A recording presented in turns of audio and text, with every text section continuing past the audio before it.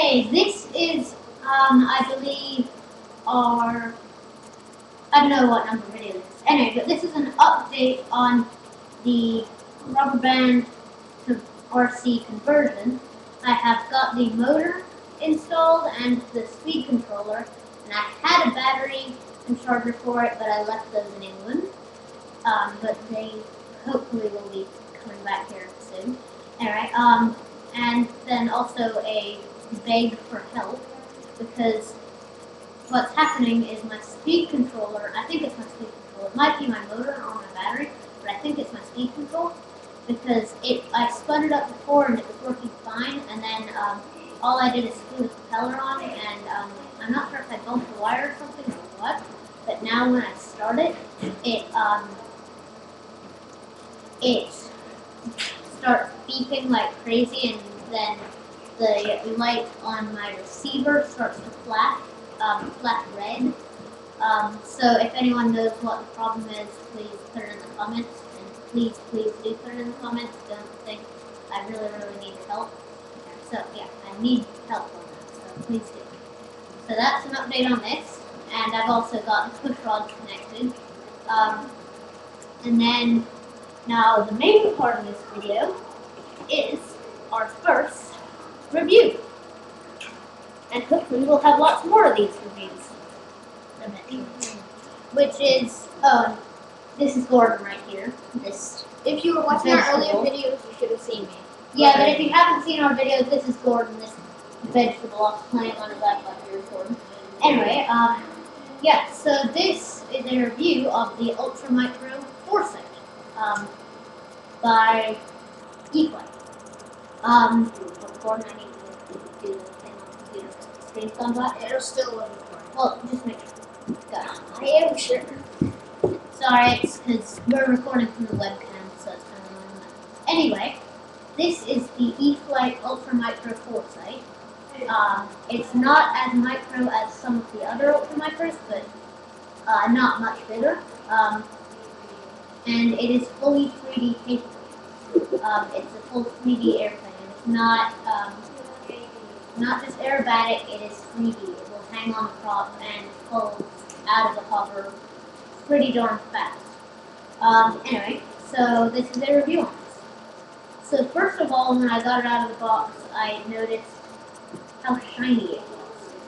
Because I was thinking that because it's just sheet foam, it's going to be kind of dull looking, but they've got some kind of plastic finish over it that makes it very nice and shiny. And it catches the light. There. And then second thing I noticed was this new motor they've got, which is much bigger than the one in like the P51 and the Super, which I like. Gives it more power. And then also, I noticed these 150 milliamp 12C lithium polymer batteries that came with it, which is higher milliamps and higher C rating than the old batteries in the older planes, which is very nice. And I noticed, and this is the big thing, this charger. I believe this is the same charger that came with the Blade MSR. It's okay, you can go through and go to the back. Just forget that Just part. go. Anyway, sorry about that. Maybe we'll edit that out. Anyway, I apologize. It's my younger cousin is trying to go to the bathroom anyway.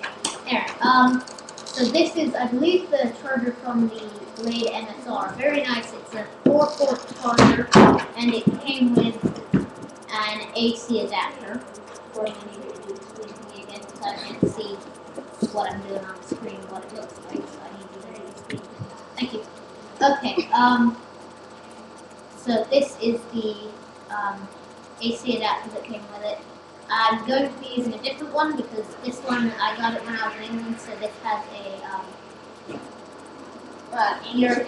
European style plug, and it's for 240 volts, whereas I need the one, the American style, which is for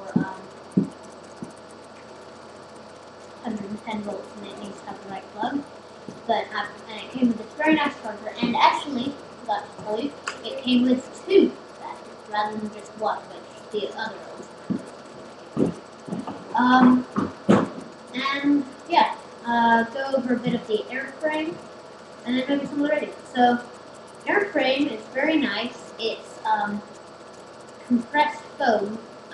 From what I understand, they use 3mm foam, 3mm sheet foam, or like 3 or 4mm sheet foam, and then they compressed it down inside their molds and cut it, which gives it more strength, so it's a bit more dense and it's stronger. And then they have this. It's hard to see on here. I'll do a close up so you can see that. It's in here, this kind of triangle pattern along here. That is a piece of foam bracing that they've used to make it more rigid. And then up in the nose by the motor mount, probably because that's where where most of the impacts are going to be if you crash it, if and when you crash it. Actually, I shouldn't say if you're going to crash. Is carbon, which is very nice. Looks like, not sure how thick it is, but I don't think it's tube. I think it's carbon rod, which is nice and strong. Carbon fiber flying wires in here, which are nice, and they're not just for looks. They are very functional, make it nice and stiff and rigid. Why don't you just sit over there? What is cold over here? Here, I'll give you the heater. Thank you. I apologize. And yes, it is very cold in our house because the heater is dead, so we're having to use space heaters everywhere. Alright, and yeah, that's pretty much the airframe. Oh, and then it has fixed here in the front, nice carbon fiber struts. And it had little wheel pants on it, but those were the first things to break off when I crashed it. And yes, I have flown this and crashed it, and I've done a few repairs on it, but it still looks nice, but it's just lost the wheel pants on here. One of them's in the box over there, I just haven't gotten around to fixing them. Alright, and then also and it does not come with a wheel on the back, it's just a little wire scraper on the back. I think that's safe weight. Doesn't seem to have any problems compared to the wheel on other planes. And then now to the radio. The main difference in this radio, and also the power system, I'll go over that in a minute, is this has the new long stroke servos, which get about 50% more servo travel than the older version. So that allows it to get what might be called true 3D throws, so that you can really kind of like flip the tail out and just spin it. And you can it's pretty darn easy to hover this, because it's a lot longer than it is wide, so it's very stable on the pitch. So if you get it hanging on the prop, you can take your hands off the stick and it'll stay there for about 3 seconds before you need to correct. It's pretty good. Well, I think. I haven't flown watched the TV, so I'm not sure. But then, also, I noticed this huge rudder. This rudder is enormous, and all of these control surfaces are huge. I mean, the elevator is like twice the size of the horizontal stabilizer, which I think just basically means it is what makes it incredibly maneuverable. So, if it helps make it more maneuverable, fine by me.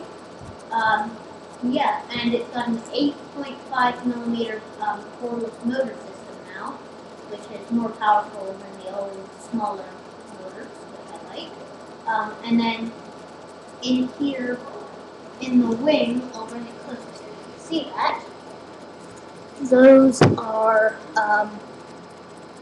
long stroke servos in the wing too. There's 2 of them. So technically, in theory, if you have a radio that's capable of it, you could do slapper on this, which would be cool. Anyway, and then that, I think, is pretty much it for this video. Thanks. No, do not turn it off yet, actually. Alright, so thanks for watching. Tune in probably a couple weeks' time, maybe, for our review of a car. This the Micro T by Low C. It's a pretty old car. It's been around for a long time, but we're going to do a review of that. I've had this one for a while now, and it's got a bit of tape on here because I made a little magnetic patch so I don't have to fumble with the tiny body clips. But yeah, so look for a review on that coming soon. And so thanks for watching, and please subscribe. No one's subscribed yet, which makes me very sad. Please subscribe, and also please reply to my question on the speed control. Please, please, please, if you know what it is, reply, because I really need help on that. Okay, bye. Bye.